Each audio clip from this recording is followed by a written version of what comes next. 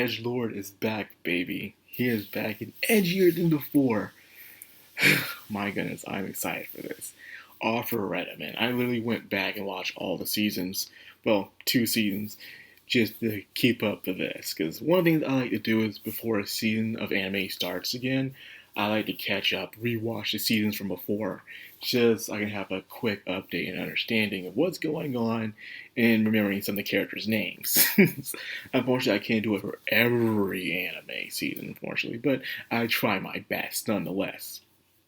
And I'm excited for this one. This is going to be awesome because season 1 was 13 episodes. Season 2, 12 episodes, average. But season 3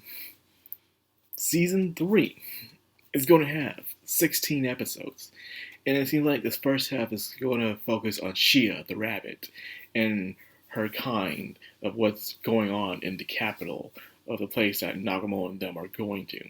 Well, first they're going to go to the forest labyrinth, get next liberator's power, but then there's stuff that's going on in the capital which the princess is supposed to go to.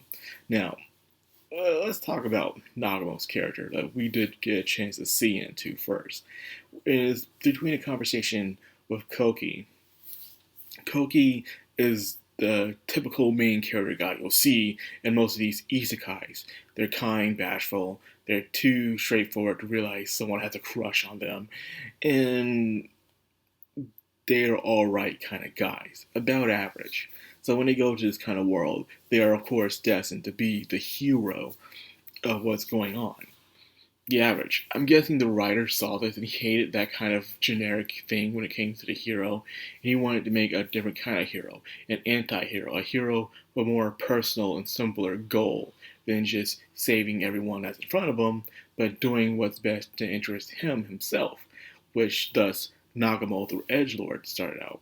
You know, Koki wants to save everyone, and he started out as a very capable and strong guy. So therefore, he believes with great power comes great responsibility. That's Spider-Man stuff.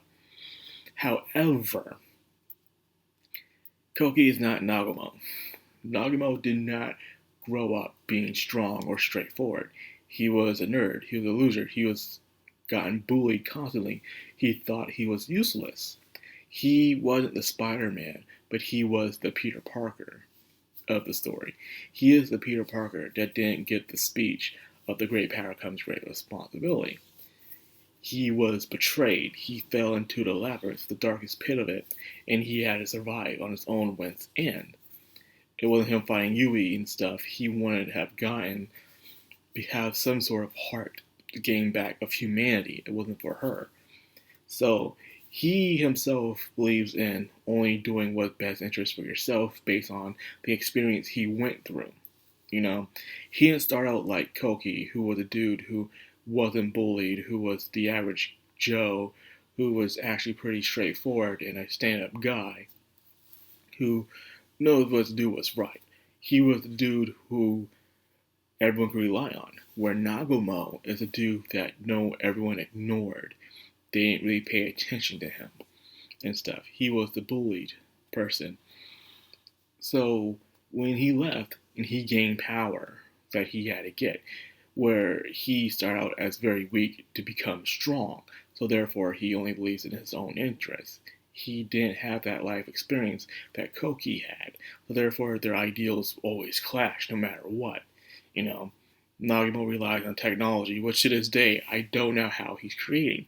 You know, the guns, I can slip by, but creating a submarine, aircraft, jeeps, and all that stuff, like, how does he know how to build these things? I don't care what kind of power you are, even if it's an alchemist-like kind of power, you still need to understand the structure of how to create these things, which I will never let go. Yes, I do remember ranting about this in the past, the last season, but I just feel like I gotta bring it up again, because it makes no sense, creating all these artificial weapons, in a way. You gotta have to at least be a military nerd to at least understand that. And last time I checked, he was more of a magic fantasy edgelord kind of guy who reads manga and plays video games and stuff like that. So therefore, he wouldn't know how these things work, but yet here we are. But I'm going to get off of it for now. So anyways, it seems like this arc, like I said, is going to really focus on Shia and her rescuing her people. And as you know, the bunny beastmen aren't as weak as they used to be, thanks to the intense training that Nagumo put them through. These people were creating a little honey trap. They were pretending to be vulnerable runaway slaves that the army was trying to catch in order to get more favors. But it was a trap. These people were pretending to be vulnerable only to do a surprise attack. And they got a bit too cocky towards the end, but they did a pretty good job. Their vicious brutality was just amazing. Let me tell you something. This season is going to be the most unhinged. The fact that we're seeing decapitations and headshots, like, we've seen people die in the previous seasons, don't worry, we have. But however, most of the times it was kind of blocked out. We didn't really see the full execution of someone in the previous seasons. But this one, no, we saw it all, man. We saw the decapitations, we saw the headshots, we saw the stabbing, the impaling, we saw it all. So, they're not holding back this season, man. It's uncensored. Not only uncensored, look at the ending, man, the outro showing the chicks off and stuff. Like, yeah, they're not holding back this season. They're going all out with it, so I am excited for that. Oh boy, it's gonna be exciting. But anyways, yeah, I'm excited to see. I keep saying excited so much, damn.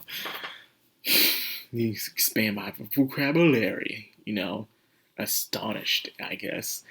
But anyways, it's nice to see that the classmates can still be kind of friendly with Nagumo despite everything that has happened, because they thought that he was wearing his eye patch because of this fashion statement. It was just being an edgelord like they thought he would be, which he is.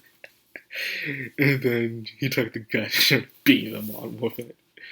And then the names and everything, like, Nagumo just being expressed, like, just being gaslit, man, right in front of everybody right now. Saying, oh my god, this dude is still an edgelord after all. Oh god. So I'm glad that the cast that they do have, the other classmates, I thought it would slow down or kind of make things uninteresting. Because when you have a bloated cast and they're all in the same place, things kind of become stuffed up and kind of unbearable to watch. I'm glad that is not the case right now. It seems like each character is playing their role, making things interesting. Especially Suzu, so far, as I'm seeing. We'll have to see what the others are going to do throughout the series. Will they hold up? Will they play some important parts? We'll wait and see. That being said, I stopped myself. I stopped myself. I can't wait to see what happens next throughout this adventure. Because, 16 episodes, yo. 16 freaking episodes. So I wonder what's going to happen in these arcs that needs 16 episodes. Because I don't know what really happens.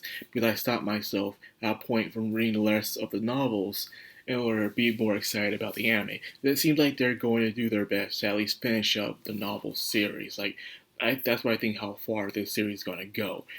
And I'm glad that more studios are doing this, They're picking up series and they're going to finish them off, like Mushoku Tensei, Shield Hero, even this one as well, Because people are saying Mushoku is not complete, well, they can make an anime ending, okay? But anyways, yeah, excited about it. See? I'm about to say it again. I was about to say it again. I didn't think of another word besides that word to say, because I've been saying a lot in this video. So I need to think of something else. Something else. But yeah, Arifureta, man. What do you think about the premiere? Are you glad it's back? Are you happy that we get some edginess, some full-on display of brutality that happened to those mercenaries back there? It was pretty awesome. You think this will be the best season yet, or it'll be pretty mid? Let me know in the comment section below. With that, I'll end the video here. I hope you guys enjoyed it. If you did, like, comment, subscribe, of course. Hit that bell icon. This has been Madcrownxox, all anime. Signing out.